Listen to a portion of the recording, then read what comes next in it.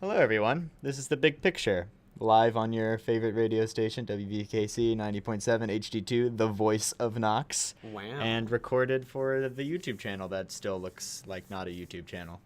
But it soon will. Soon will. And so this person talking currently is the person I am interviewing today. Hi, that would make sense. Yes, we shall introduce him. Give your name, Duke a nap.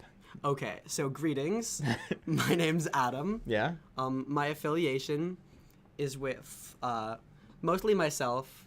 I really like dogs. And my purpose, I guess, is to be the surprise guest on April Fools. I'm very honored to be on your April Fools show. Yeah, no one knew this would happen. Neither did I. I had another person scheduled today, but they couldn't make it due to illnesses. I might have them on later. Hopefully so. Hopefully. Be nice. The person whose name, I guess, shall not be said is a good person. I just don't want to say a name because I don't want to overhype people. But what I can say is next week we are for a fact, 95% fact, interviewing Frank McAndrew. Yeah, unless really he good. also gets sick. Yeah, which could happen. Yeah. But this show's not about any of them. This show's about Adam. Aw. And it's a good time. So I'm going to start off to get some background on you, Adam, to tell me a bit about your journey. Like, what steps led you to come to Knox? Oh, boy. What were the step-by-step happenings led to you coming to Knox? I really only applied to like 4 or 5 schools seriously. Mm-hmm. And my main goal of going to college was to get as far away from Miami, Florida as possible. Because I love it at home, but also I spend all my time at home, and I was homeschooled, so I literally spend all my time at home or like around my home with my homeschool friends, and I wanted to like actually get out there in the world. I wanted to venture out. Yeah, go further seek away. my destiny. So now you're in this really flat, frigid, horrible weather place. When I went, they're smart. They have admitted students day at a time when it's not frigid or horrible. That's when they reel you in. That is when they reel you in. That's very true. Well, you mentioned that you were homeschooled. Yes. Yes. How was that? Like, why were, like, I guess the big ones are, why were you homeschooled? Was that experience good? And I suppose, did you ever wish to be in public school when you were? Well, all right, let's start with why I was homeschooled. I don't actually know. I know it was my parents' decision overall. I tried school for like the first couple years, and I had a good time, and they decided to homeschool me full time. And I went along with it, and it ended up being a lot better for me because I got to be a lot more creative, I think, than I would have been in public school. And like kind of be a little bit more responsible for myself. Yeah. All right. Is cool. I did try public school in 8th grade, which was a time. Really? Yeah. By that, do you mean it was a good time, bad time, mediocre? I stopped halfway through the year. My 2 classes, to be fair, were recess, or like PE, and a Spanish class that was awful, which I ended up switching out of, so it was a biased experience, but it wasn't great. Does not sound like a good time at all. Not Okay. particularly. So I guess going deeper into why Knox, did you just go to Knox because it was the furthest college that had accepted you? Or were there other factors that led to you choosing to come to this place? Well, Knox gives nice scholarships. Yeah. So it was like one of the only ones my parents were actually willing to pay for. Mm. And I came to an admitted students day when it wasn't frigid and horrible. Yeah. And I ended up making like a lot of really good friends. I was hosted by Ben. I forget his last name. Lambert? No. Okay. But he just wrote a play actually, and I got to see him again. He was a graduated senior, but he got to come back to Knox for the New Place Festival, which was very exciting. That is really exciting. Well, I guess that answers some of that. Yeah. I would go on to say, to clarify with everyone, that you are indeed a freshman. I am indeed a freshman. Yeah. And so throughout these last couple terms has been kind of at least from my memory, it's a bit of a transition to go from high school life to college life? Like, to you, I guess I'm just going to start off with fall term. Like, did you have a strategy coming into fall term? No. No? You knew that. Yeah, but I had absolutely no but like, strategy. was there any thought of like, these are the kind of extracurriculars I'd want to do, or like, I want to try a lot of extracurriculars, or I want to only try a few so I can focus on academics too? Like, what was there any thought involved? I mean, coming in, a couple things I definitely wanted to do were a cappella, and I joined solfege, and I wanted to do improv. Improv was my main thing, and that's how I met you. Yeah. Such good times. Yeah, so I know you tried and you have been trying a lot of things. Yes. I mean, your fall term, you did terp, you did a dance thing, which you did do. Yes. Yeah. You did a play, which I thought you did really, really well in. Well, thank you. Yeah. I thought I did okay. I was a drunk dad. So yeah, you were a drunk dad. It was a good way to lead off a confusing fall term. Yeah. I'm going to ask you to reflect upon fall term a little bit. Oh, shit. Well, just aspects. He swore. I apologize. It's really not the biggest rule on this, because it's actually a WVKC rule a little bit. Yeah. WVKC doesn't want you cursing on their live thing. Well, for the record, I said chip. Yeah, for the record shows, if you play the tape back. The stenographer in the background is... Yeah, typing away. Mm-hmm. Yep. Just, there was a chip on the table, and I was like, oh, yeah, chip. Of course. But nonetheless, what I was talking about was I guess to start off with, what surprised you most about college life? What aspect of it did you not expect that you kind of confronted? I'd say a big thing was just a lot of self-awareness. Because I think before I came to college, I wasn't 100% sure of who I was. Mm-hmm. And I was going through a little bit of a rough patch as well. And then I came to college, and I ended up staying pretty much the same person. Like, I have shifted, but I kept most of the qualities that I respected in myself. But I excluded ones or have maybe progressed a bit on ones you didn't? I've progressed a bit, I'd say. Yeah? I'm not nearly perfect or, like, where is the ideal, but yeah. I'm good. Okay, that's good. So, okay, that makes sense. So with fall term, I know you got involved in different things, and you've kind of dropped certain things, picked up other ones. What's sort of your criterion? That seems like a word. What's your like reason for sticking with something? When you think about the extracurriculars and people you've kind of stuck around, what about them made you want to stick around? Because a big part of college, of course, is deciding what you want to stick with, the kind of people you want to be around, and figuring that out. Yeah, well, I think you mentioned some of that just now. Like, the main reason for me staying in things is the people. Mm-hmm. If I feel like a really supportive group, like, especially one of the reasons why I've stayed in improv, because I'm okay at improv. Like, I'm not great. I love it, but the main reason why I'm still there is because the people are just really good, a really supportive group who's able to laugh at themselves. Yeah. Which is good, because I like laughing at myself. All right. So the people most definitely are why you stick around.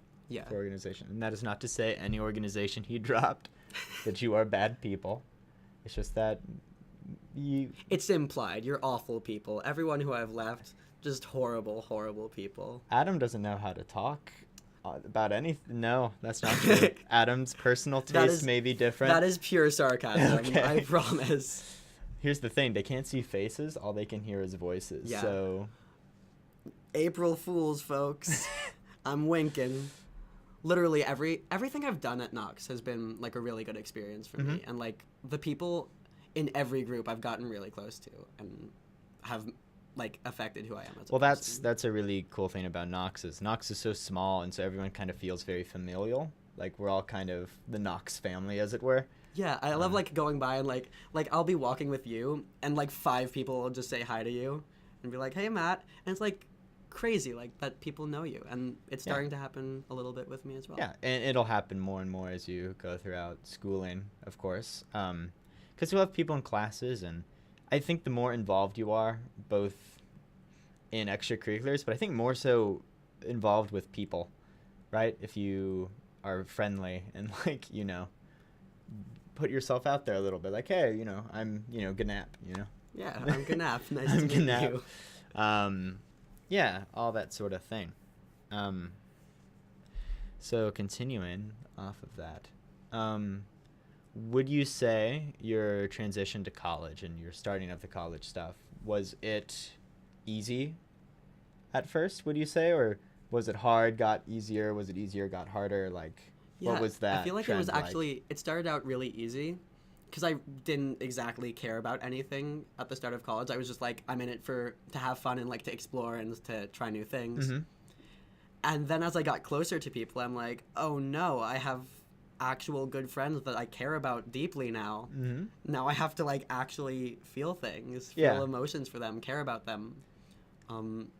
It It shows a lot about you that the stuff you jump to is people and not academics. Yeah. Being like, yeah, academics at first were pretty easy because we were freshmen and they treated us nicely, but now, no, in your brain, it's all about people, which is interesting. Yeah. My parents get mad at me whenever I Skype them Mhm. because they're like, tell me about your classes. And I just end up talking about how nice the teachers are or how I'm making friends in the classes. That's different from, whenever my parents ask me about classes, I'm like, oh, I've been learning about all this really cool stuff. Yeah. That's just how I react, though. It also makes you really good to talk to because you're able to have intellectual conversations about stuff. Well, I appreciate that. Speaking of that, have there been, I don't know if, we'll go with this version of that question. Oh boy. In what ways do you feel, we discussed this very lightly earlier, or you mentioned it very lightly. What ways have you changed, would you say, at Knox? Or, yeah, like what ways have you, from beginning fall term, freshman at Knox, to now, approaching like the quarter way through, Yeah. maybe? Yeah, I'm almost spring term. 25% done. I think I've gotten a lot better at the quiet times. Mm-hmm. Because I came in, a lot of my friends back home are very loud and boisterous and like doing crazy things. Crazy in our definition, which is different from everyone else's. Mm-hmm. But here I've grown to appreciate a little bit of the quiet times too, and just like the sitting with people, sitting with friends, and just Existing. being with each other. Yeah, Yeah. existing. Well, that's Floating good. around, doing our thing. Very true. All right. So I guess to continue on with our discussion, I have to say, maybe it's just the people I've interviewed recently, you answer questions very quickly and thoroughly. Normally I have people, when they answer a question, take a good while to talk about it. That's all right. Yeah. It's all I right. don't know. I can always go on with things, but also I tend to ramble, I'd say. We'll cover more ground this way, that's Yeah. for sure. Yeah. All right. Well, I guess next question would be concerning your sort of social time here at Knox. I guess my next question would be, did you make friends with people so coming to college, you might have had one idea of like the kind of people you'd want to hang out with. Is that different from the people you are currently hanging out with? I'd say I gravitate towards people a little bit like the friends I have back home. Mhm. I have a type of person, and I was so nervous the first couple days because I was not sure if I was going to be able to find people who were my type of person. Mm-hmm.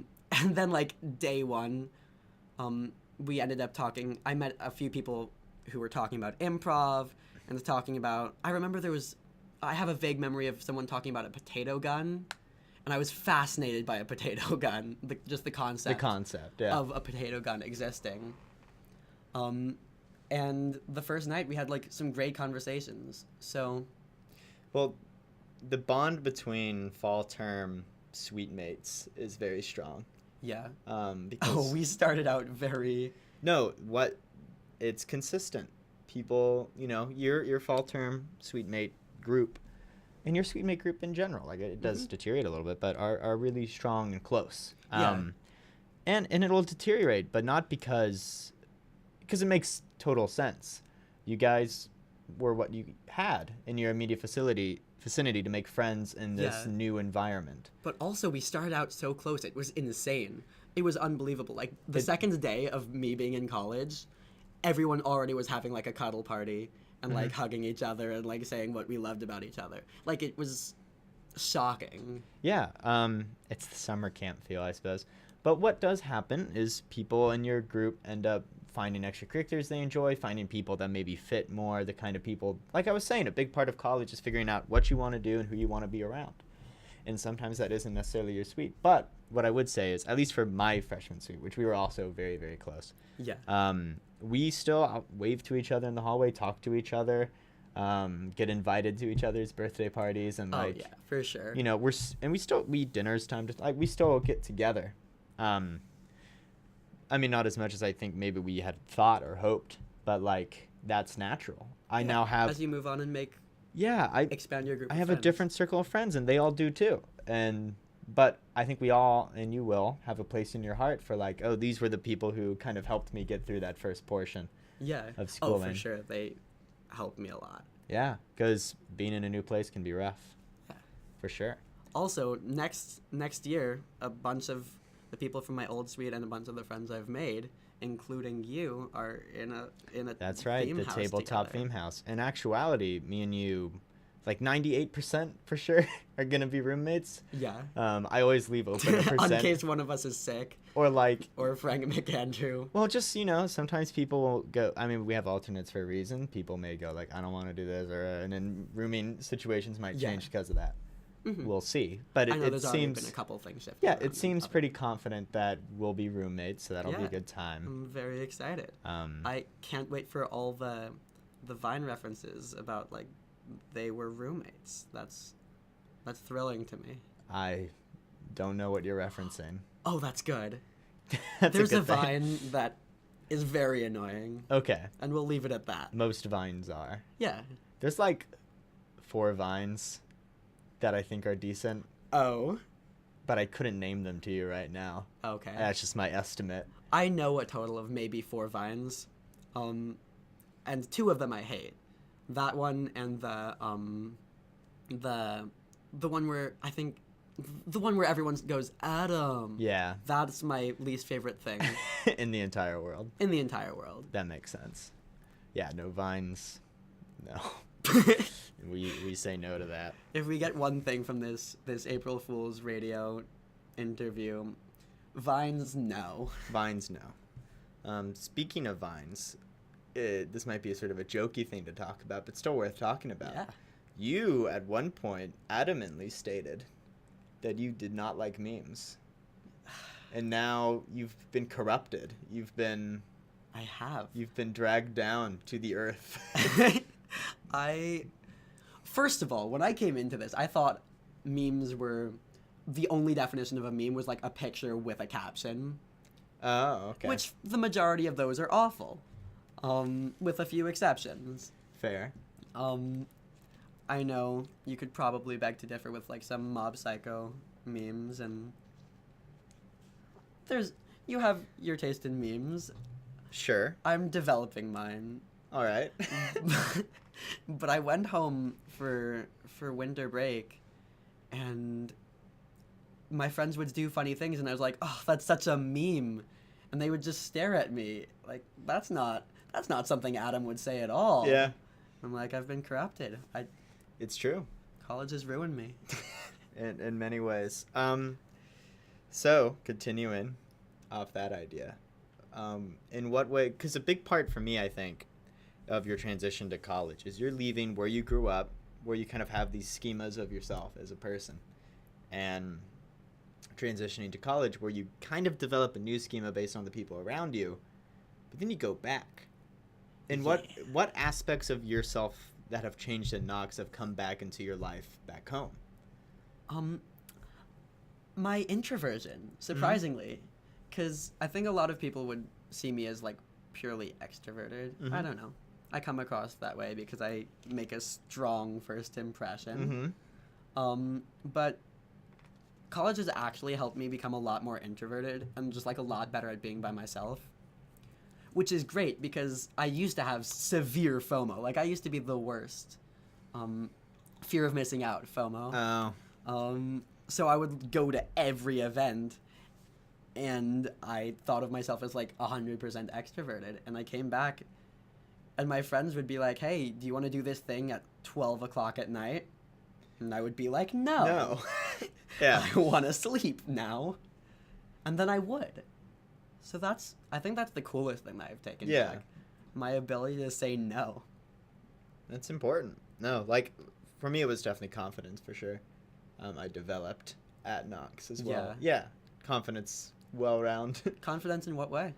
Look at you turning the questions around. Hell Just yeah. confidence in the sense of like ability to, I don't know, man. Like I felt like back home I was a bit of a nerd, and then I came to Knox and I'm like, oh nah, I'm pretty cool. Yeah, you're cool. And then I came back and I'm like, I'm pretty cool, and I was content with that. Yeah. Did your group back home notice a difference? I have no clue if they did. I mean, we're just a bunch of Southern Illinois dudes. We don't always talk about that difference. But I don't know. I'd like to think so. I think I've been told once or twice, been more beaming with confidence, or because I also have the ability to say no and be very direct. Yeah. So. Which is very good. I really appreciate Improv, biggest help in that, I think. Improv teaches confidence to a great degree. Yeah. Oh, for sure. Yeah. It's weird that I'm kind of averting talking about improv because I think if you were to do like percentage of how many times I reference improv, it's probably almost every show. I believe it. Yeah. Like I uploaded a show today where I was interviewing Kai, and he was never an improv. Excuse me. And to be fair, his senior research we talked about was about humor. So that's partly why I brought it up. But still, like, Yeah. it's like no matter what, I bring it up. But I think that's acceptable because I'm very involved. And you've been very involved too. Yeah. If the conversation comes to improv, I say we embrace it. Yes, and. Well, in that case, did you expect to like improv at Knox as much as you do? Yeah. Yeah? Yeah. You fully Improv's expected? great. Improv is generally like just good people. Well, then I should ask, is there anything, so like you going into improv, what were some things you thought that maybe it would be like or that were not true or were true? I think I thought it would be a lot more, I don't know, because I've taken improv classes in the past and like been in improv groups-ish. And usually it's like an adult running it who has done improv for years, and then they don't improvise on stage. They just teach us. Then we do a scene and they tell us what we did wrong. And I don't know, it's really cool in some ways and different in others, that the whole improv is run by us, you know? It's run by students. And, you know, I'm going to probably be applying for exec next year. Do you have any ideas of what position you think you'd perform best in? I know, well, it's actually not that far away. It's actually drastically close. I think Jackie told me recently, like, it'll be like, I think it's right before or right after. I think it's right before Easter we're having elections. Oh, no. I think. It's something like that. Oh, I gotta prepare something good to say about myself. I mean, from my experience of the one election I went in, it's like, all I'd say is don't talk about yourself as like a person because everyone already knows you as a person. Everyone knows I'm the best. Just list your credentials, if any. Just be like this, and this, and then say something about what you'd want to do in that position that maybe is unique or what have you. So I think in answer to your question, I'd probably be best, I'd say, at vice president. 'Cause I'd say I'm generally good at handling conflicts and, like, easing tensions and, like, blending groups together. I find that funny since you've only postered once, and To be fair, I'm stupid. No. So I feel like that'll be a question because part of the election process is people get to ask questions after speech. I'll just Yeah. go, "What about those times you never posted?" and then I'll just break out sobbing. Yeah, you'll just start crying. I just don't know how. Yeah. The one time I did poster, I didn't even Do anything? Well, there's because we had like 5 people on our team, and that's we only need that's 2, the truth of postering is that you don't need everyone to show up, but everyone needs to show up, Yeah. right? Because, yeah, Yeah. that's how it be.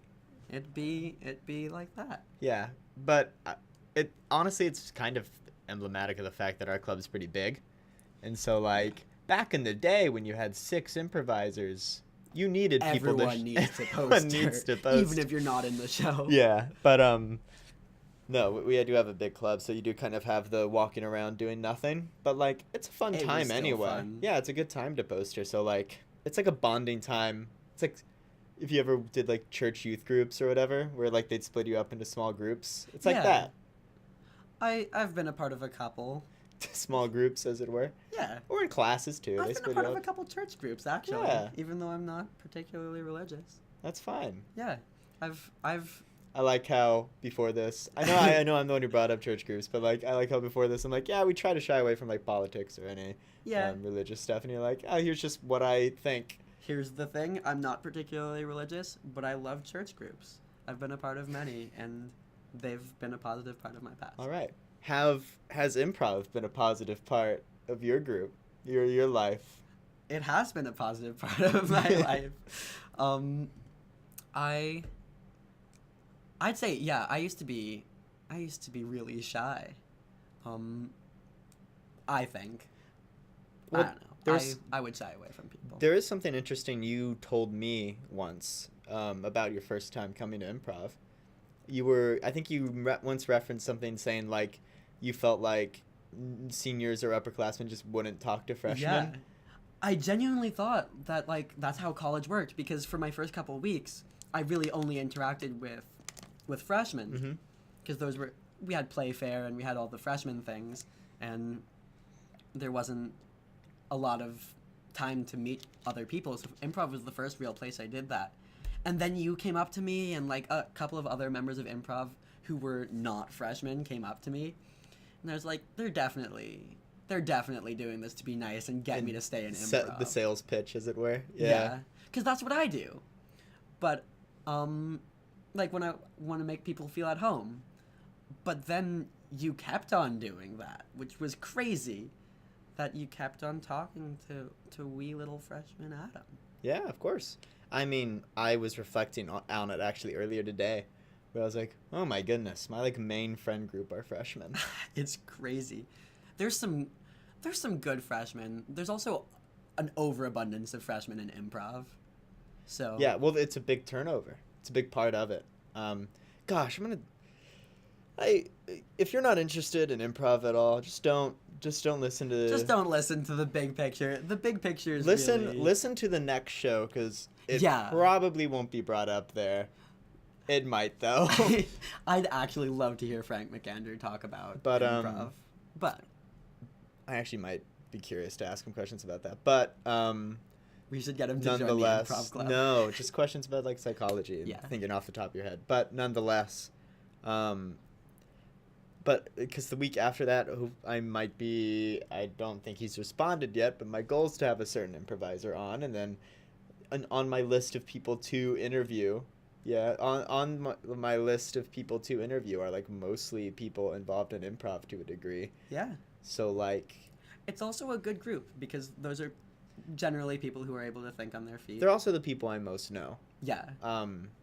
As I progress in interviewing people, I'll interview people who I may not know as well. Probably more theater people, leaders of certain clubs. I want to interview more professors too. You know, just, I don't know. It's my show. I can do whatever I want. Yeah. It's great. As long as I keep it somewhat professional to the degree of this episode is an episode about you. Very much so. Yeah. Yeah. I believe. I have faith. Everything up to now has been very professional, Yeah. and I expect no change. Mm-hmm. So, Adam, how's your throat doing? My throat is doing fantastic. I refuse to drink water this entire time. Yeah, we're only 30 minutes in, bud. Yeah. The shows at minimum are an hour. On the bright side, I'm going straight from here to my a cappella rehearsal, which involves more vocals. That's not the bright side. But I brought a lot of water today. That's good. I refuse to touch it. Okay. Well, to This continue is onward, I guess representative of my macho-ness. we've talked a bit about what brought you to this point at Knox, and the people you've interacted with, and that sort of thing. I guess my next question would be, what's your goal for being at Knox? I mean, I know you're a freshman, and that might not be set in stone. After all, my future goals are not 100% set in stone either. But in general, like, what do you feel driven to accomplish, I suppose, either at Knox or after Knox? Well, actually, this past term has helped a ton with that because during winter term was like a lot of self-reflection and growth, I'd say. And that's when I took my first education class here at Knox, and it was very, very good. School and Society? Yeah, School and Society with Professor Scott DeWitt. He's great. Mm-hmm. And one of the requirements of the class was that we volunteer in the real world at like schools. So I got to volunteer for a preschool and I got to volunteer for an elementary school, and it really like amazed me how much I still love kids because I've worked with kids a lot. Mm-hmm. So it was just a really good experience, and now I'm going into education because Knox actually lets you teach when you get far enough into the education program. For sure. You get to go out there and just do stuff. And the education program is very difficult, but it's really cool that you have an idea of what you want to do, and that could change, and I think you are open to anything, really. Generally. So that's kind of what you're wanting to do with your Knox career and your career afterward, I guess, then, is teaching. But, like, what you say reluctantly, then there's something else you also want to accomplish or do with your life other than teaching. Well, first of all, I'm resistant to peg myself into doing anything for the rest of my life. Yeah. But also, I've been working a lot on music recently, and I'm also taking my first music class this term. And it's something that I really have been enjoying and allowing me to access my creativity. So I've been doing that, and I've been releasing songs, and I want to eventually become to the point where I can make more than $5 off of my songs. That's a big goal. I think you've been doing open mics and that sort of thing, so I think you could accomplish that. Yeah. Also, apparently I got booked for some sort of event. I forget what it is. I think it might be Fresh Check Day.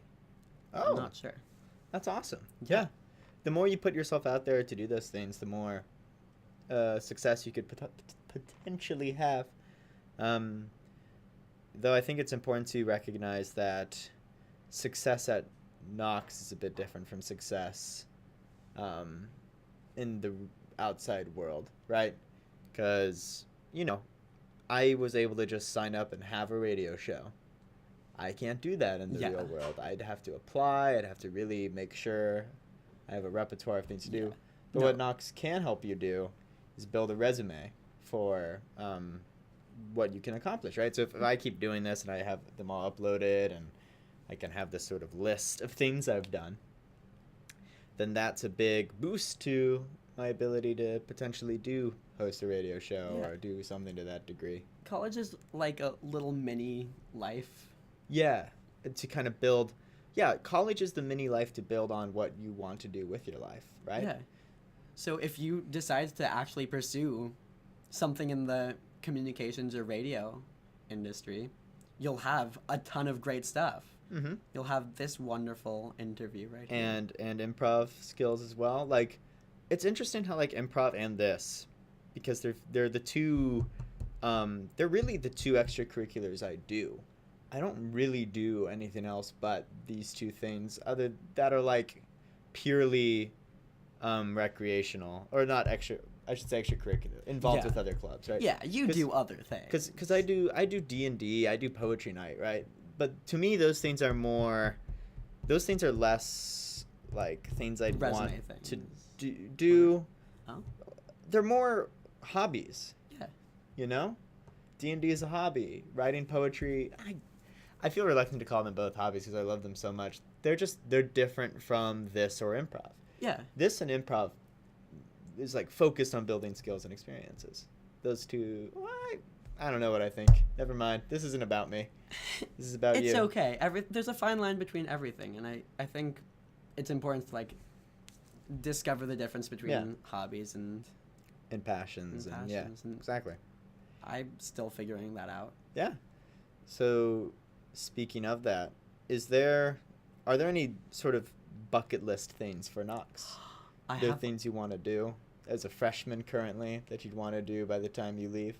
I have a list on my phone. Really? Yeah, I've been collecting it. One of them, right off the bat, was I thought of this over the spring break. I want to take a selfie with every single person at Knox.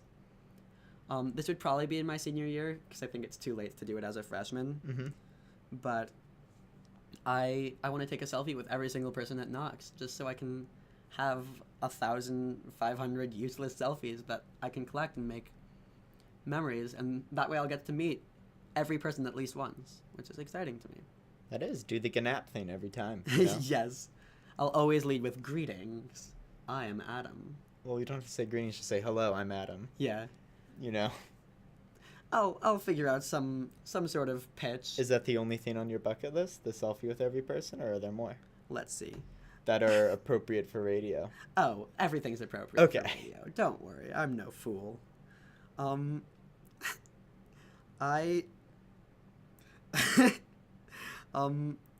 of them is shampoo a cow. I don't know how that came up, but it came up in conversation. So shampoo a cow.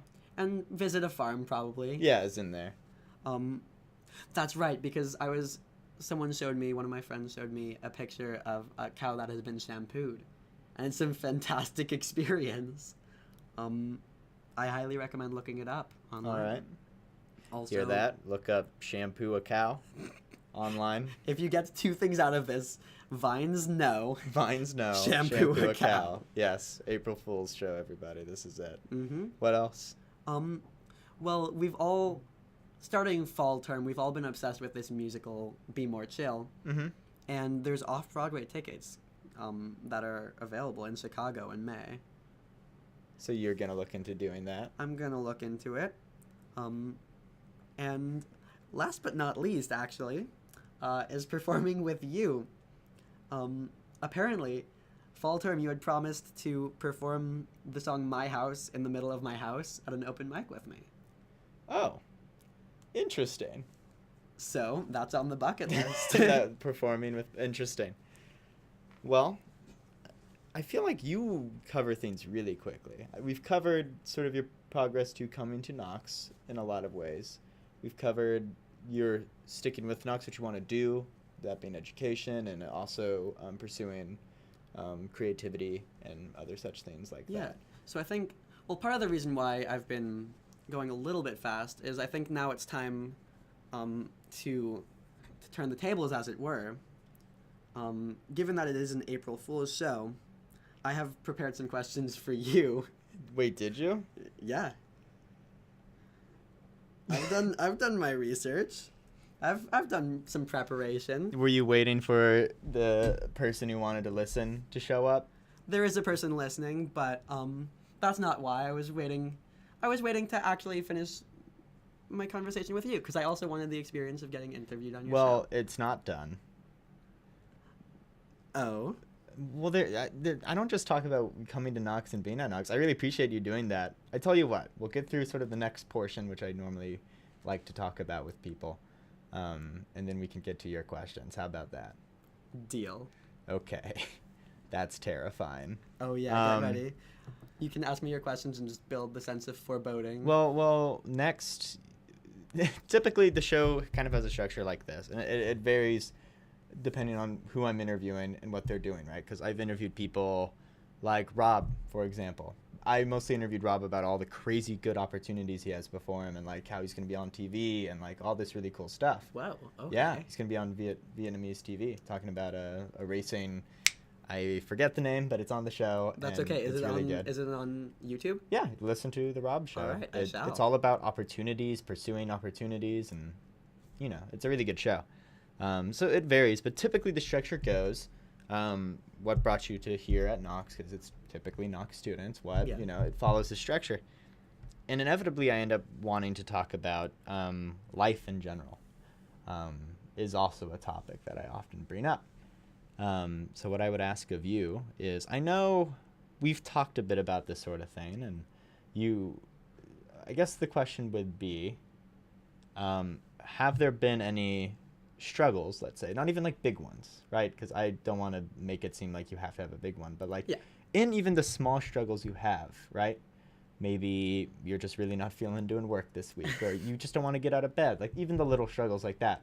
What is it that gets you going? What is it that you do, that you think about when you need to get through a patch like that? I don't know. A lot of the times I'll just go outside. I think being outside helps a lot. Mm-hmm. And when you're outside also, especially at Knox College, you'll inevitably see friends passing by because you can't help it, because it's a tiny college, as you said. You end up knowing a lot of people. So, I don't know, just being outside, walking around or sitting down, having a picnic, and just like getting to see how many friends you have and how many good things that are around you. Mm-hmm. It really helps me to not focus so much on the negatives going on in my life. Mm-hmm. So in a way, you walking around and seeing friends sort of reminding you the good things you have in your life, right? Mm-hmm. Going outside, breathing that good air, enjoying the day. Yeah. Also, not to go too far deep. Only as far deep as you want to go. It's usually how these shows go. Yeah. So I have, in the past, suffered a lot from insecurity in myself, which I think is a pretty normal thing for people to suffer from. Lots of people deal with insecurity for sure, which doesn't undermine yours at all. Yeah, no, of course. But I definitely had, like, I don't know, I just worried a lot of the time whether I was, like, actually making a difference in the world and whether I had a role in my friend group that was important. Yeah. The standard insecure stuff. And yeah, especially in my senior year, I dealt a lot with that. And coming into Knox, I don't know, just being able to make friends and see how important and tight-knit everyone is to each other, I realized that there's no reason for me to be insecure, and there's like not really that much reason for a lot of people to be insecure, because people are usually more important and well-loved than they know. And people underestimate themselves a lot, and people are their own worst critic. Yeah, it's really true, and I've gotten to see that because a lot of the friends I've made here at Knox are like very expressive with how much they love their friends and how important people are to them, and that's been huge for me, because I've just realized like everyone matters and everyone's important, and it's not a job that you have to keep on going back to every day, and if you fail, if you have an off day, then suddenly you're not important or you don't have friends. Yeah. For sure. So that's sort of how you get through your struggles when you're struggling particular insecurity, which is something a lot of people. So you're sort of saying people are important and more loved than they even think they are. And maybe figuring that out is just going for a walk. Yeah. Saying hi to people that maybe you haven't said hi to in a while. People wave to me here that I've never seen before, I'm pretty sure. I might have seen them before and just forgot, but Yeah, and that's an amazing thing. And that's one of those small things that people can do. I talk about this ad nauseum, about like how simply waving at someone, smiling, holding the door, these are all small things you can do for a person. Yeah, And I feel like it's one of the most hopeful things. Like, waving at a stranger or waving at a friend is, like, one of the most hopeful things. Mm-hmm. Because, like, even if you're in a dark place, like, there's someone there who wants to wave at you and smile at you and Yeah. and say hi. And there's, like, always people you can go to. Yeah, exactly. I don't know. So I think a wave is one of the most hopeful things. There you go. A wave is one of the most hopeful things. It's very nice. It's very poetic. Yeah. I might write a poem about it if you don't. Damn. Maybe. All right. I mean, we talked about You ready? how you get through struggles. Yeah, I guess I have no choice but to let you interview me now. Oh, you have no choice. This is April Fool's. It's the April Fool's show. All right. April Fool's to all of you. I'm not interviewing Adam. Apparently, Adam is why I did interview Adam. But. Yeah. And but we could not talk anymore. more about you, but now apparently you have we'll a see. thing. This is so hello, this is 90.7 WVKC HD2 Galesburg. This is Adam, and I have a special guest on. Why don't you introduce yourself, Ganap? Hello, I'm Matt Cagle. I'm a second year at Knox College. I'm involved in Improv Club. I have a radio show called The Big Picture. I am also heavily involved in a sort of D&D community, I suppose, as well as a poetry writing group that I am also a part of. Other than that, I'm just kind of a big nerd. Yeah. And I guess my purpose for being here is to be interviewed and to see what questions you got for me. I'm a little terrified, but... All right. And by the way, everyone, that is how you introduce yourself. Yeah. I will take that in mind next time I have to Ganap. Yeah. That was great. Very professional. Very professional. I was about to say that. I feel like our guest doesn't know how to... So, go on your laptop, WVKC, and you'll be able to listen. Oh, okay, never mind. So everyone knows just this. If you want to listen to this live, go to it's Mondays, 5 to 7. Just go to the WVKC website and listen to it live. So with that, let's get going. yeah. All right, so let's start simple. By the way, some tips: do not leave any open air. It should never be completely silent. Always look the person you're talking to in the eyes and be responsive. Go like, yeah, nod your head, seem like you're paying attention, even if you're not. In general, be a good host. So continue. All right. So let's start out. You talked a lot about how you didn't want to talk about improv, but we're gonna start out with some questions about improv to get you That's going. all right. That's all right. All right. So your favorite and least favorite improv game. Just for the people who don't know about improv as much, I think it would be great. Well, so improv games vary, as you know. Some improv games are really focused on skill building. Some games are more focused on just being games and being really, really silly. Yeah. Well, my most favorite game is going to be really difficult to say, so I think I'll start with my least favorite game. Deal. My least favorite games tend to be ones where it's really hard to say. I feel like the one I struggle with the most is when we improvise as each other, because it's really difficult for me to improvise as another person. But I think that's more symptomatic of maybe I don't pay enough attention to people who improvise. That I honestly feel like that could be. And so maybe a thing I could do to improve on that is like take notes on how people improvise. Take note of their arm movements, the way they come onto a scene, see what aspects of Crow they get every time.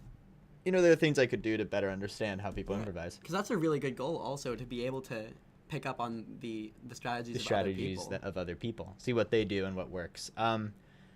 Other than that, I guess, I don't know. Switch change is fun, I suppose.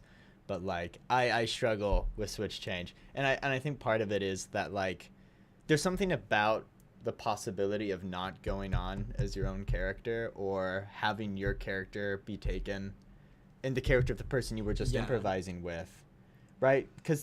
But what that really challenges you to do is to be able to have a versatility of multiple characters, right? Because you can't just go on and be yourself. You have to go on as whatever character was in there, right? And also versatility and the ability to pay attention. No names, no character. So like no plot. It's really helpful, but I just struggle with it a lot for the reasons it should be done. Yeah. Well, I think it's very much like a skill building game. You know what?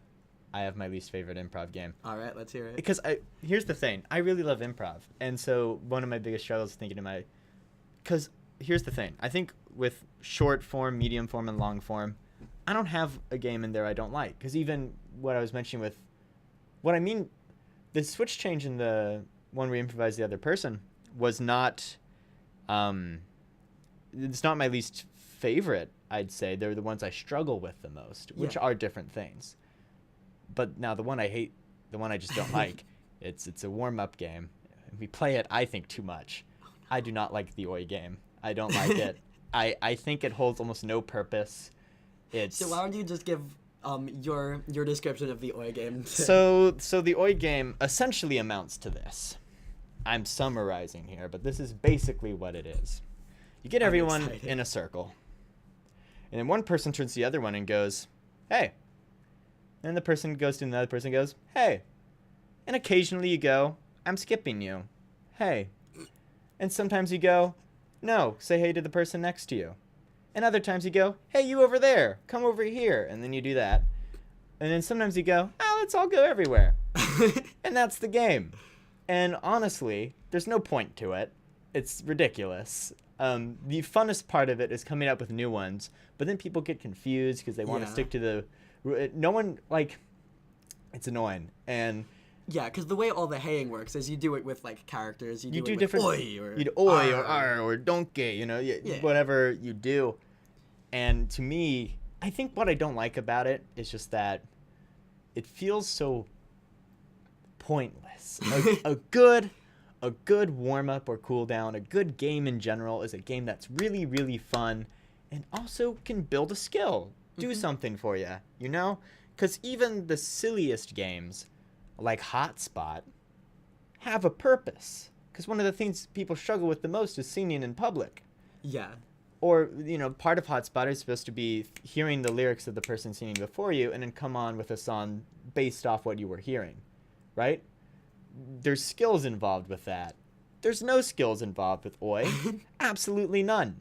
I think more than... A 3-year-old could do Oi. Yeah. A 3-year-old would be just as confused as we all are playing it. Yeah. So, there you go. I don't like the Oi game. But, like... I think Oi is a good source of improv memes. And, like, the donkey, the Shrek version of Oi is...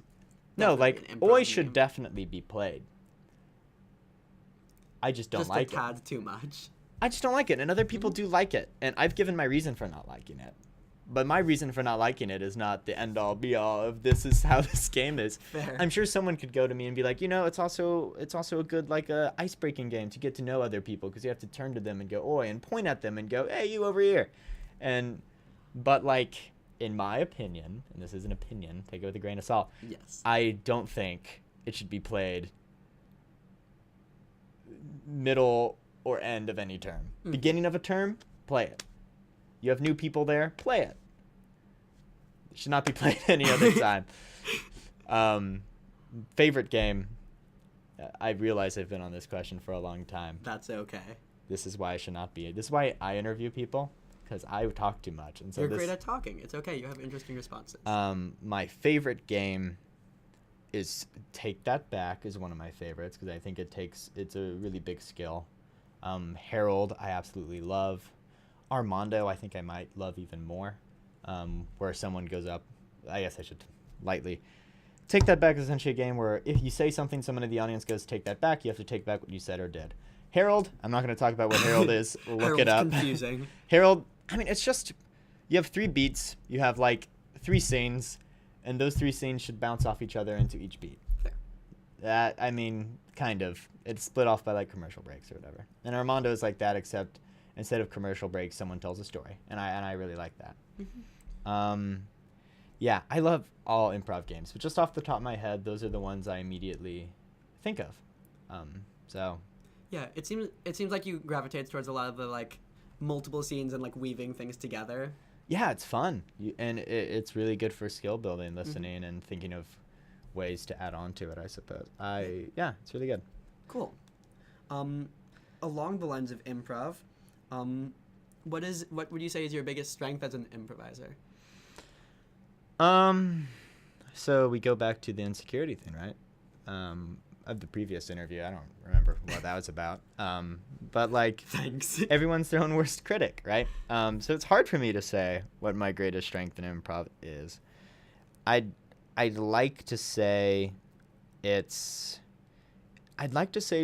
probably stage presence, maybe, because and so does everyone. I have a lot of improv skills to develop, particularly with Crow, particularly with plot. I've realized recently I struggle with plot. I struggle with giving it a clear objective. I can build a character, I can build a relationship, but I, for whatever reason, just always forget that there needs to be an end goal. Well, also that's one of the hardest parts of a scene is because every objective needs to be different. Yeah. Whereas in multiple scenes you can have a mother and a daughter, but in 2 scenes in a row you can't have the same objective. Yeah. And so I would say I struggle with that, but I think my biggest skill would be stage presence, just because I'm able to talk in public. I have the confidence to just be up there and do whatever, you know.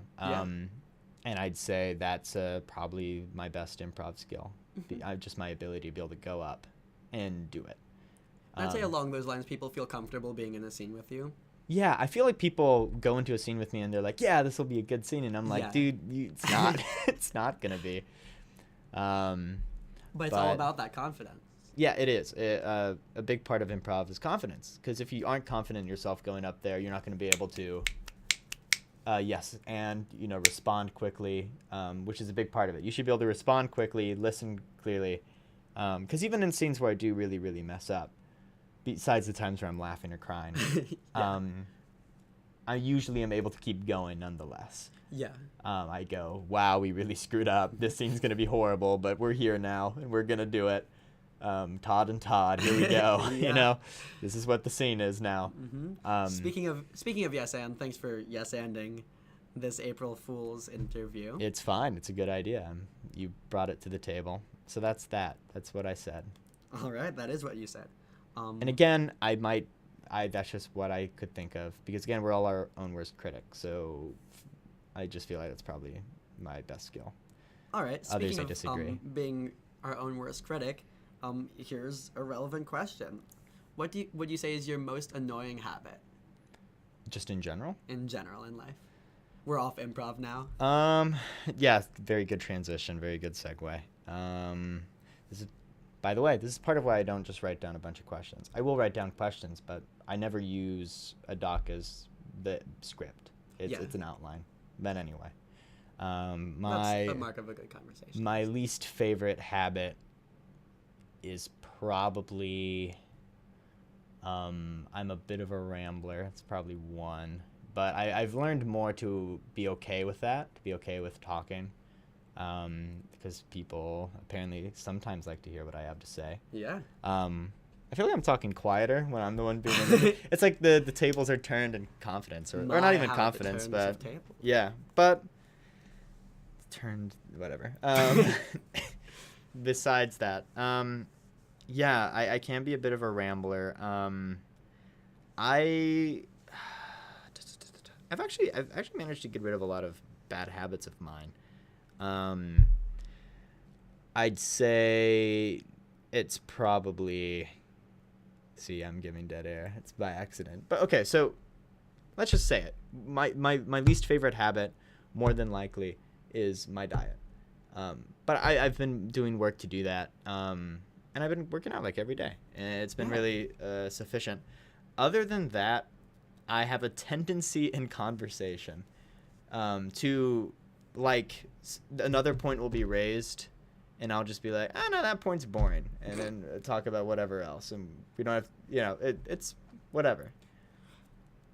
Which sometimes points are boring, to be fair. Or what happens is I'll have been thinking about something, and then a thought comes into my head, and I just need to share it. But that it doesn't need to be shared. I'd say that too. There's a few conversational habits I have that I'd like to work on, which is part of why I do this. It builds ability to talk. Yeah. To counter that, what would you say, and you're not allowed to use any weaknesses in the answer to contrast, what would you say is your biggest strength? It's weird. Yeah. I'd say probably talking, which is weird considering one of the previous habits I mentioned, but I think my ability to talk, my ability to relate to people, and that's part of why I do this show. It's part of why I love improv. It's part of why I love talking with a person. Yeah.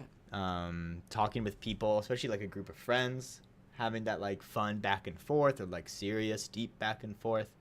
It's fun. It's great, and I like that. I've always had a perplexity for wanting to go on to a stage or thing, not to like read a script because that's not my words, but I've always loved going up somewhere, doing something, saying my words, saying something that's true to me. Being able to speak your mind. Yeah, and I'd say that's probably my greatest strength to some degree. Cool. If we're talking D&D stats, my highest stat is probably charisma. Which is really we're not gonna talk D&D. It sounds pretentious to say, but what I should ask you a question of what I should make clear is what I mean by that is not necessarily that I always am like the big person in the room who is always this or that. What I mean to say is I think my greatest strength is the ability to relate to people. Is what it would be. My ability to talk to people and listen and all that. And I'm always trying to improve on that ground to, as I was saying earlier, to listen and to better relate to people. Yeah. So there you go. Cool. I'd say self-improvement is also a good quality. All right. Oh, yeah, I suppose. What is your biggest pet peeve? And the purpose of this question is so that I can do it all the time to annoy you. Gosh, I don't know. It's probably blatant disrespect. Oh, no, I can't do that. Yeah, it's probably my biggest pet peeve. Anytime someone blatantly disrespects anyone, right, just blatantly treats someone like they're less of a human being or anything like that. Yeah. If it's me or if it's somebody else, though, if we're all honest with ourselves, if it's towards ourselves, we get a little bit more versatility. It's a bit more versatile. Yeah. Get a bit angrier. But yeah, blatant disrespect. Anytime someone just goes, "Oh, those people," or "that person," it's just that frustrates me because I'm like, well, they're people, and I'm a person too. And everyone has their own. It's like you can't just mess with It's this whole thing of, anytime you interact with a person, you can be negative with a person. You can let them know what's what, or you can laugh at a person too. That's perfectly fine. But I think always in that should be the opportunity and the recognition of them as a person. Yeah. And their ability to laugh at themselves as well as their ability to grow from what you're angry at them about. Yeah, you can be critical and respectful. You can be critical. You can even be a little, I guess the closest word I can be, a little bit of a bully, like be like, You can tease, yeah. Yeah, you can tease. That's perfectly fine. But there should always be the ability for them to laugh at themselves about it, for them to grow from it. But you should never be yelling at someone like they're a dog who just peed on the rug, or like like there should be a bit of humanity there of you going like, listen, man, like what you did here was really horrible, and you need to do something about it. Like I'm grow from it. Like, you're a human being. Yeah. I don't like blatant disrespect. Point is, that's not a pet peeve that I can do all the time, and that makes me sad. Or the ignoring of someone's humanity. And it can happen in small ways, like I mentioned, like where sometimes teasing is not teasing. Sometimes it's revoking someone's ability to, I think the key with that is just being able to listen, and if a person says they felt disrespected, to be able to learn from that and grow. Yeah, of course. And like, people are going to make that mistake because we're all human beings, and I make that mistake, and I get frustrated with myself if I do that. So like, it's whatever. But I think it's a big quality, that a big thing that I think in small situations aren't recognized as much. I mean, we don't get political on this show, but like in politics particularly, we like to revoke someone's humanity. And I just disagree with that, so. Yeah. There you go. Regardless of opinions on politics, I mean, you can still yell at them, and you still make fun of them. Those grounds are still there. Yeah. I just think you need to not ignore their humanity. But don't think of them as less than human, yes. All right. I feel like you have more questions than you're asking. Oh, I do. Oh, dear. Oh, I do. We're gonna ask a couple more deep questions, and then we're gonna transition. Okay. But let's start with a couple deep questions, because I think it would be weird to go back and forth. And something I've actually been meaning to ask you is, do you feel as if you're a mentor? And if so, what does it take to be a good mentor? Hmm. Well, I would say I take the mentor role to a degree that people, when you're an elder or someone with more experience, right? Yeah. Um, you will take on a mentor role.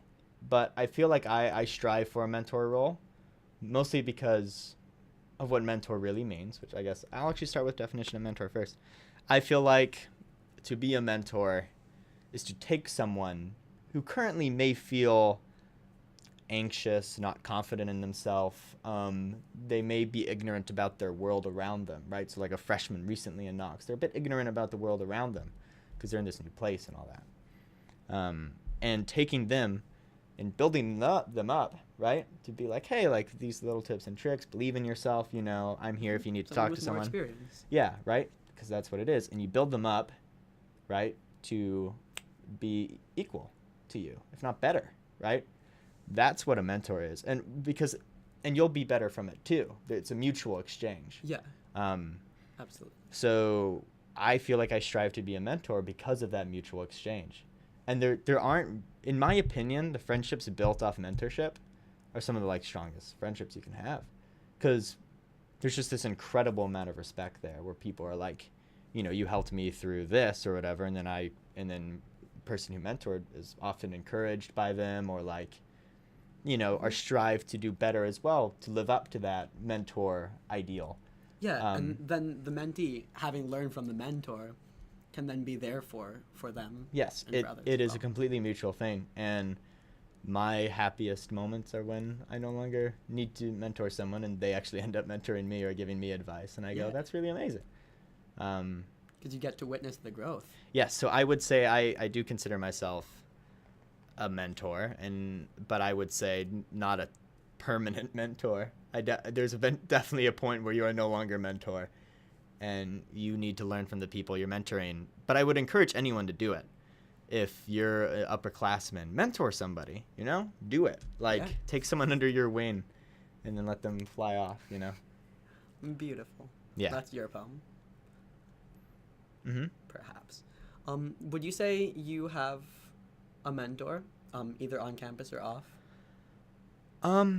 Yeah, yes, I would. I definitely have role models that I look up to at Knox. They're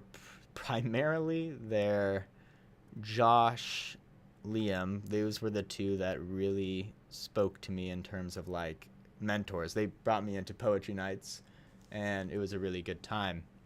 Other than that, I mean, Jackie, Trisha, like all the upperclassmen in improv, really, they're all mentors. Yeah.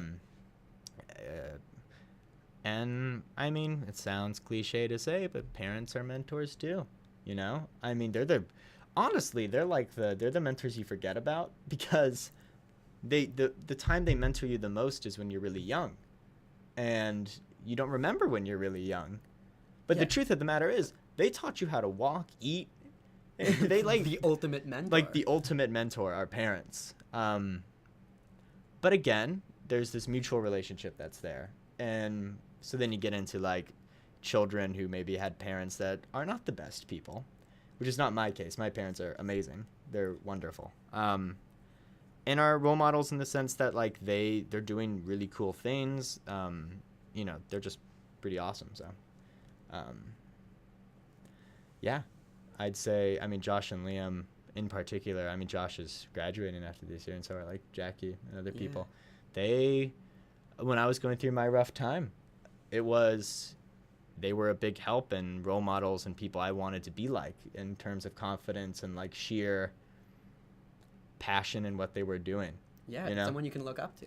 And Yeah, that's important. Yeah, they both, primarily Josh and Liam, but I mean everyone. They just have a strength about them that comes with experience, But also, I feel like part of why people can't relate to parents or like adults as much is because there's such a distance there, right? In that, a 50, 60-year-old's been around for a very long time. And so there's this sort of disconnect there. Because let's be real, worlds change. The world they lived in at your age is different. Yeah, you must be two separate generations. That's Yeah, how it works. like, but the reason people slightly closer age, I'd say maybe 2, 3, years apart, can be such great mentors is because they come from essentially the same world as you, but they still have more experience. Yeah. Also, just college distance, like you're physically far away from your family and stuff. So, I mean, they've all mentored me, and people my age have mentored me, and like I said, you guys, the younger people have mentored me too. So, like, it goes all through that. The younger people. I'm proud to be a younger person who's connected with you. All right. I'd say the last deep question, and this is half deep, half not, is your roommate Eric. I want the T on him. The T? Yeah. Capital T. So, first of all, any general things? Eric's a really great guy. That's really the gist of it. He's probably one of the most confident people on campus, and he has a lot to back it up. He's also the dad of campus. He takes care of more drunk people than I think anyone else in the entire world. I believe it. Yeah, and I think he is he'll be transferring after this year, and I'm gonna miss him. And of course, I'm gonna do a show with him at some point this term and do all that. But I think more than that, I'm really glad he was my first really good friend at Knox. I think he helped shape my belief in myself and my ability to move forward in that respect. He was a great help during my struggles, probably more so than even the mentors I mentioned. Yeah. Really good friend, and he's Eric. People know who Eric is, and if they don't, they should. Yes. Yeah. What are you gonna miss about the boy? I've talked about this before with you, but I guess for the show I could talk about it. I'm gonna miss complaining. I'm gonna miss both of us being able to just complain, but in a progressive way. We're progressive complainers. We don't hold each other back complaining. We just sort of go gosh, this is stupid. And it's yeah, that's stupid. And then we go on with our lives. Progressive complainers. I like that. Positive, having fun complaining and being able to be recognizing how it's not really super serious. A lot of the stuff we complain about is not really super serious. Yeah, don't let it bring you down. Yeah, of course. Let your complaining lift you up. Yeah, it's what it should be. Don't go, this person sucks, or you should be you can, but also be but they don't affect me. So we can move on with our lives. Don't let it drag you down. Don't let the things you complain about be a weight, Yeah. You complaining should be you relieving that weight of okay, this is gone now. It's fine. Or if not gone, it's something we can now joke about when it happens. Of course that happened. Yeah, and having someone you can just share that with and laugh about. Like I said earlier, one of the things I really value skill-wise for me is being able to relate to people. And so that relationship with Eric I have where we can just openly relate to each other about whatever, I value. And that's what I'll miss the most, so. Yeah.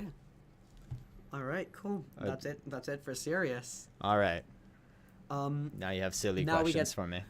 Now we get to the real business of this this April Fool's interview. Oh dear.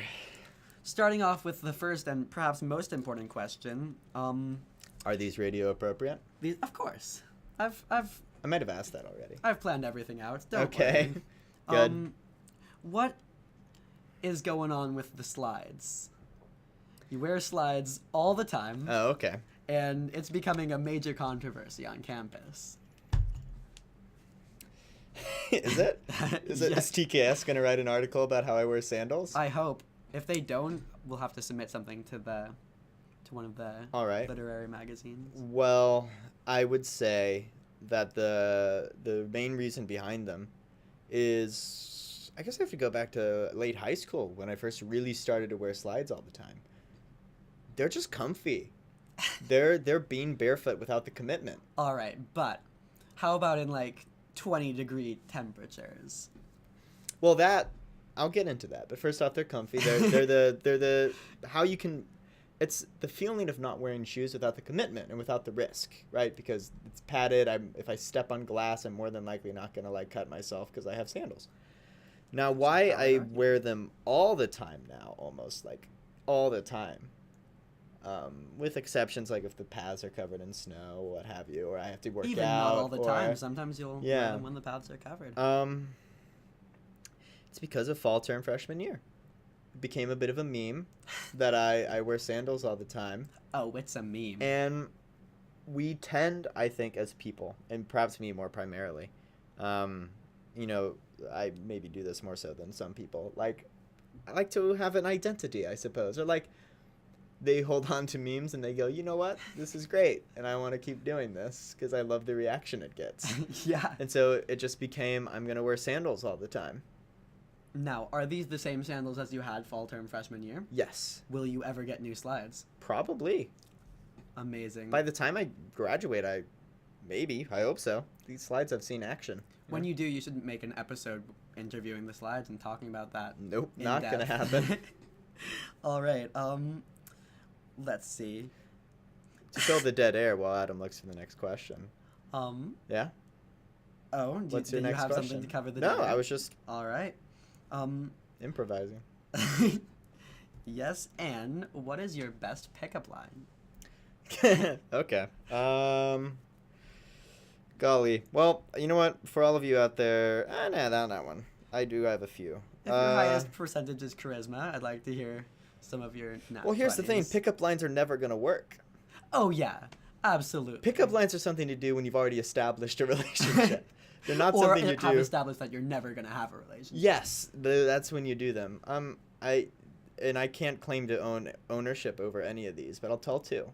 All right. The first one is it's a classic shoulder one, where you try to get your shoulder across somebody. So Adam, if you may assume position.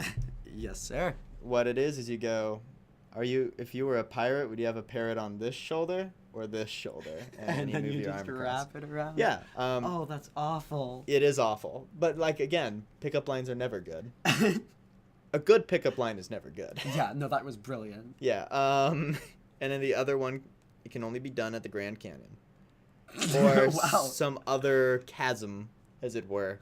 And basically how it goes is you look at the person you're with when you're looking out upon this chasm.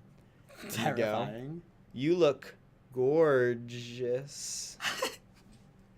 No. And it's horrible. Have you had that prepared? I've never been to a chasm. Ugh. You Or need to a eventually use that on someone. ravine. Yeah, no. Someday that shall happen. And, It will. And it'll pay off. Yeah, it's how I'll propose. Mm-hmm. I'll take my significant other to the Grand Canyon. And then I'll get down on my knees. Well, I'll say, you look gorgeous. And then I'll get down on my knees and go, will you marry me?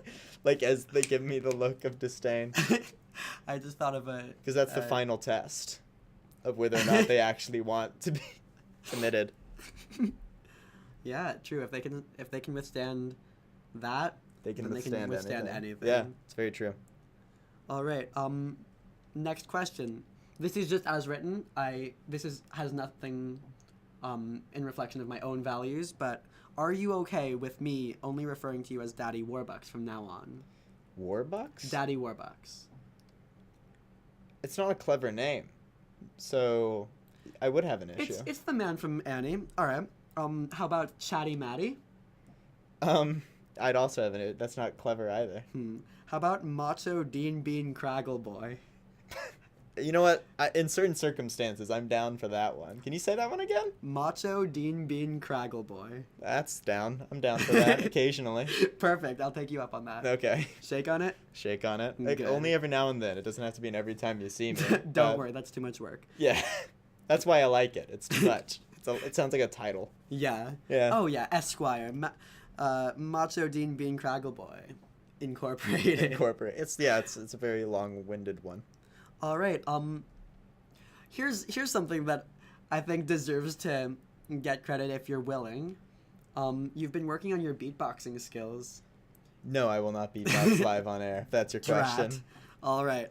That being said, I guess it's time to move on to our user submitted questions. Oh, okay. We have several people who have submitted questions to Really? the host. You mean one person? No, Oh, okay. several people. Several people. Okay. So we're gonna start with questions from Tegan Moore. Alrighty. First, this is quote, when are you going to punch me in the face? Any secret plans? Hmm? When will you punch me in the face? Never, because, yeah, I never promised to do that. That's in your imagination. All right. You know what? If I get if I get like one of those Hulk gloves or like a boxing glove, I'll do it.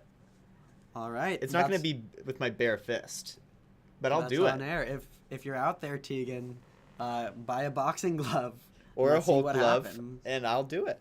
Yeah. And then second of all, are you going to kill my D&D character?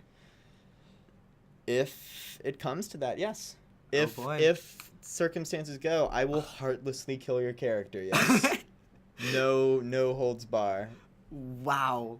All right. If things play out, what a DM. A You way must they be play the out. ultimate DM.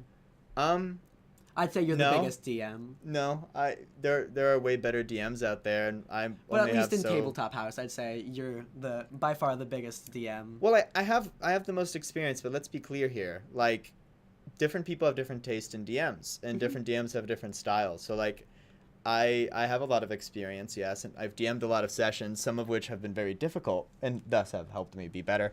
I've done a lot of one-shots. I'm gonna stop you there. I just got a text from your roommate Eric. It says, ask him why his feet so damn big. My feet aren't big, though. They're like 9s. Well, I guess that answers it, folks. If you want to take a walk in Matt's shoes, they're size 9s. Wow. All right, moving on. Oh, one last thing from Tegan. Oofta, oofta, oofta. Okay. That's a quote. From Caleb Dean Moore. If you could write a diss track about a celebrity, which celebrity and why? Sorry? If you could write a diss track about any celebrity, what would it be? Who would it be? Who would it be? Yeah. Yeah. Okay. Essentially, which celebrity do you hate most? Or do you think is most memeable? I'd want to do a diss track on like Jack Black because I feel like he'd be the most down for it. Yeah. And he'd be the most supportive of it. That would be a fun time. Yeah, I feel like he'd be like down. In one of your poetry nights, you should write a poem diss track. Diss track For Jack I can do Black. that tonight. Yes, please do. Okay. Perhaps a teaser for a future episode. Yeah. All right. This is a question from Emily De Benedetto. Nice. If you were a warrior cat, what would your name be? Oh, referencing Warrior Cats the book series. Oh, this is so lovely. This is out of my wheelhouse. I know nothing about Well, is this. Emily referring to this? Oh, I'm sure she is. Yeah, okay. Well, yeah. Okay. At one point I did do one of those test things where it gives you a name. I've done a few of them. I think my favorite one was Owlheart. Owlheart. Yeah, it's probably my favorite one. I like that. Yeah. You'd make a good warrior cat, my dude. Yeah. All right. Another update from your roommate Eric. Sure. This is actually from Hannah. And she wants to know why your feet's so damn small.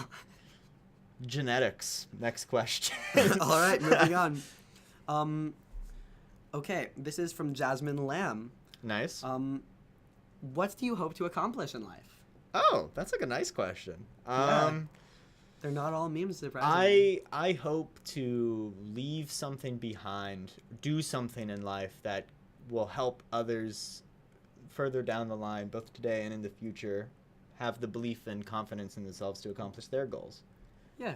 So in other words, I'd like to live a kind of life that could be an inspiration to others to accomplish their dreams and goals. Yeah. Do you have any thoughts about what that might be, or right now? I'm just improving upon myself, looking at different things I'd want to do. Yeah.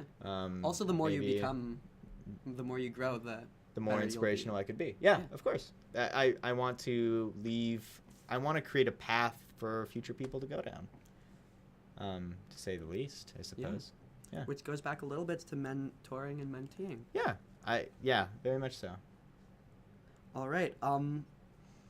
Here's a question from an unnamed source. Okay. They wish to be anonymous. How many men could you specifically platonically attract, as in like the Pied Piper, with a corn on the cob and getting fancy with your teeth? 15. Next question. All right. This is from Alexis Brown. Okay.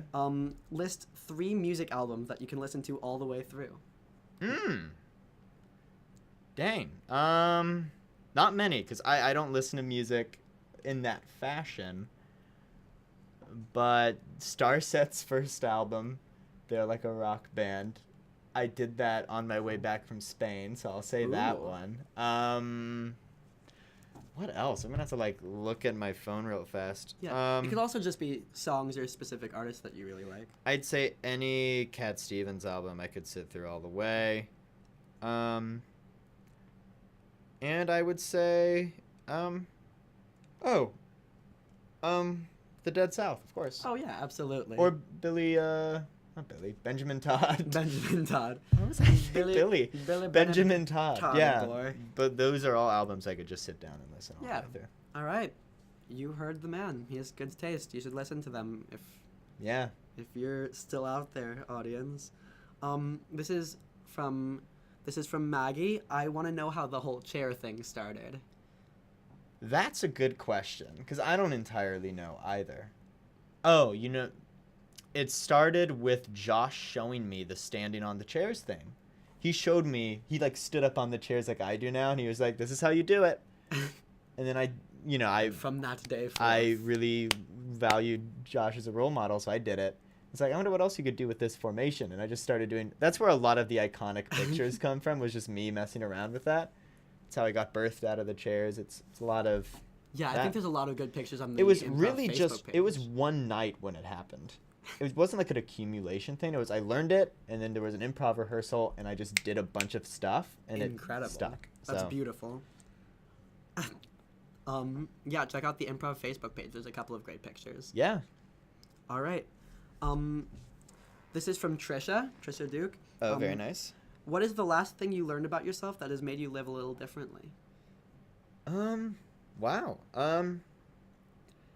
I think, something I've been really working toward and learning from is how I deal with people being gone. I think I learned that a bit when Eric was gone winter term. I have this weird thing where I kind of embody attributes of people. And so I've learned from that, and I feel like I'm changing a bit in the sense of me recognizing that, first of all, and also kind of making sure it's in a healthy way, if at all.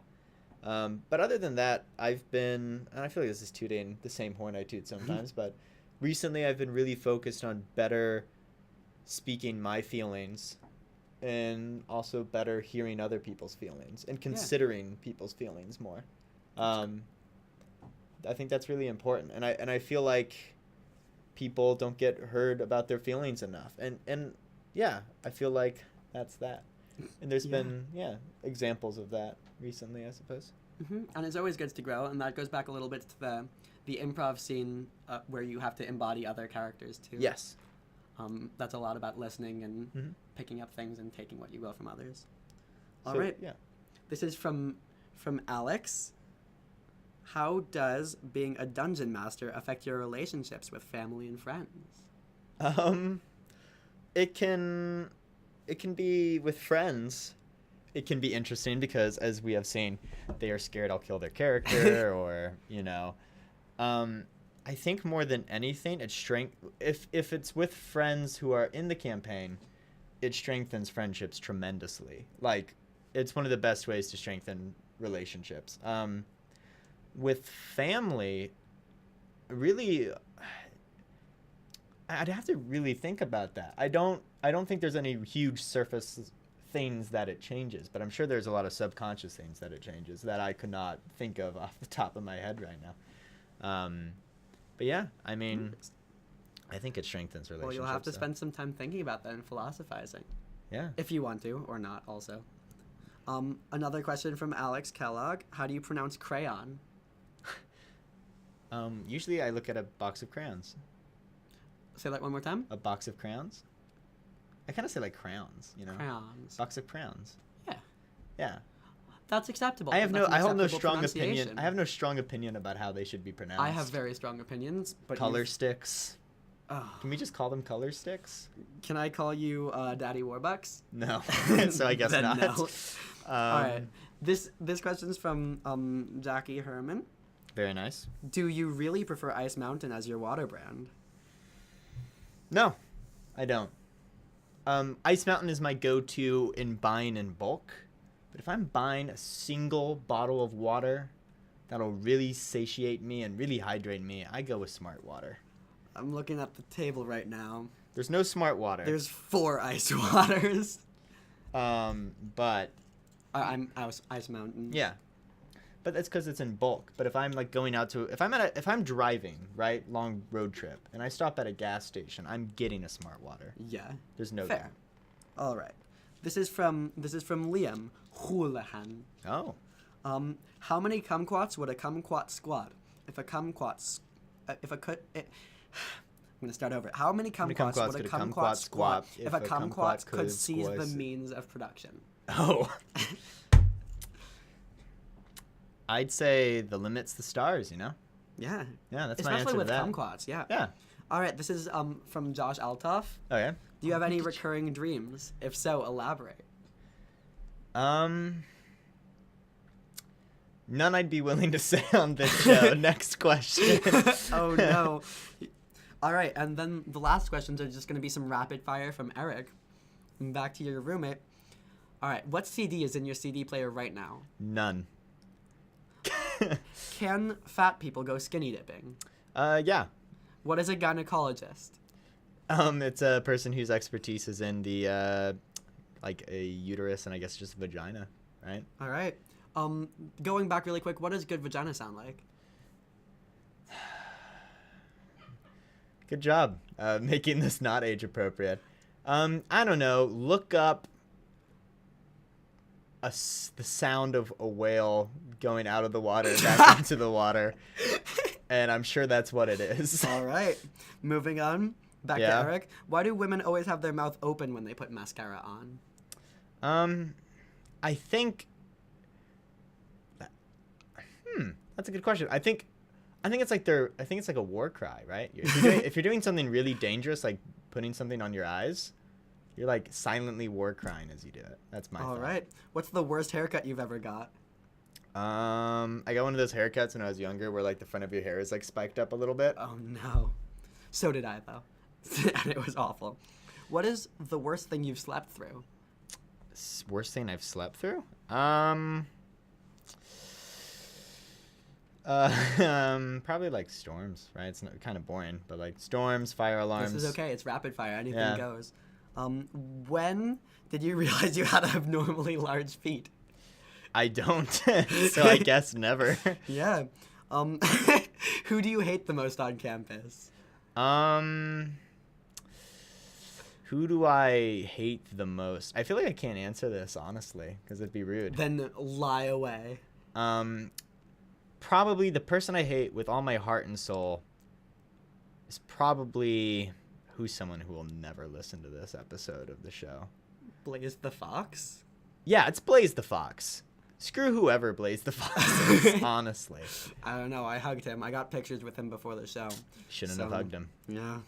I didn't realize there was going to be so much hate in this room. It's Yeah. palpable. It really is. And last but not least, being Matt Cagle, how do you sleep at night? Well, I brush my teeth typically. Sometimes I forget because I'm too tired. Acceptable.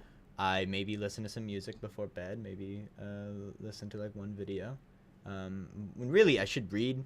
So if it's an opportune sleep, I read before I go to bed. Yeah, absolutely. I then get under the covers, or I change into like Yeah, pajama pants. And pajamas. I get under the covers. I snuggle up to a pillow, and I do kind of this thing where I'll be sleeping on one side, side stomach, right? So I'm on my Side stomach, stomach, but yeah. tilted to my side, and then I will go on my back, and then I'll go to the other side. Tell me about it. I'm a bit of a switcher upper. I'm a bit of a Yeah. squirmer. heard it here, Until I folks. find the place I most He's a want to squirmer. sleep, and then I sleep, and then I wake up to an alarm. There you go. Or I guess sometimes that's a like really 2 minutes before. That's a really good explanation. Ideally, you could tell us about like when you enter REM, but I guess that's for another show. I don't know. All right. Well, thank you. That's answered all my questions wonderfully. Okay. Well, in that case, to end this show, if we could call it that. Wow. Well, first of all, amazing. When did you get those questions? The past few hours. Really? Yeah. Did you just find people or message people? I've done some work. A magician never reveals his secrets. That's crazy. Second of all, I intended to do this on the show that would be on my birthday, but I guess I've been interviewed now. Oh, there's more questions you can answer. Sure, maybe we'll do it again. I don't know. Now I feel like it's been done. I feel like the interview There's of more Matt to has do. been You done. have more to share with the world. Because one of the shows does fall on my birthday, so I was planning on doing this on my birthday, but All right. you well, jumped the gun. April Fools. April Fools, not anymore. Yeah, that's crazy. What? Are you saying it's time? It's time. No, it's not time, because there's one more thing that needs to be done. For anyone who actually watches my show, there's a question that is asked at the end of every show. And I can tell Adam does not watch my show. Otherwise, he would know what this question is. I have seen your show a couple times. Yeah. But So the question I ask every guest on my show is, if you could say one thing to future you or someone listening to this video, what would you say? What's one thing you'd want future you or someone listening to this to know, or to be told, or to hear?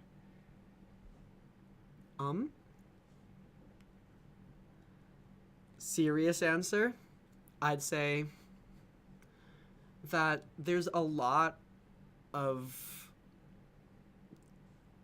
things that life has, and some of them are going to be awful. And I know a lot of people are going through things in their lives, and there's love everywhere, and it's really a lot easier to find it than you think. There you So go. that's my serious answer. My other answer would be, if you are still watching this and you see Matt around, feel free to call him Daddy Warbucks. Don't call me Daddy Warbucks. I refuse. All right, then. Call me the other one. Yeah. What is it again? I'm on it. It's specifically, it is Macho Dean Bean Craggle Boy. There you have it. This has been Macho Dean Bean Craggle Boy. And Beanie Boy. And Beanie Boy, that being Adam. This is 90.7 WVKC HD2, the voice of Knox, and this has been the April Fool's Show. Woo!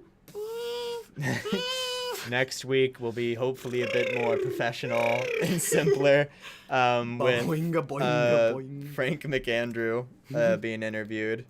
And it'll probably be shorter, too, because I feel like, we've gone over an hour and a half, so this was a long show.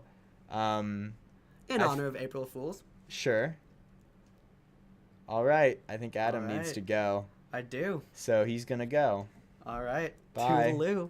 Bye. Bye-bye. He's leaving. Bye. Bye. Bye. So now that I have you all here, that's the show. We're done. I hope you have a good April Fools, and remember, subscribe to PewDiePie.